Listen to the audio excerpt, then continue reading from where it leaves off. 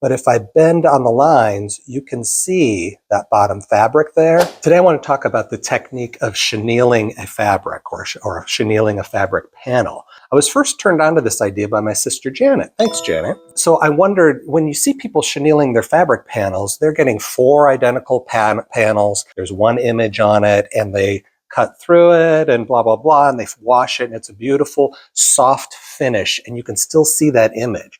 Well, I thought, what would happen if I did the chenilling technique on just 4 random pieces of fabric? No image, not the same panels at all. I went and chose 4 different panels down here, as you can see, and I lined them up, and I started the chenilling process on them here by sewing 1/4-inch seams across, and I started to cut through all these as well, as you can see. We'll do a full chenille project later on in the next week or 2. But for those of you that know this technique, I wanted to know what the result would be if I took this home, washed and dried it a few times, and then let's see what happens. And this is the final product.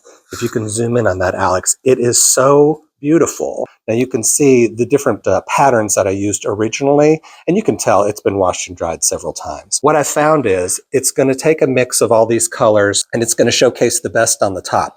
I have noticed that my bottom fabric, which is this fabric with the large flowers, it's not really represented in the final product. So remember that. But if I bend on the lines, you can see that bottom fabric there. It just doesn't show through as much as these others do.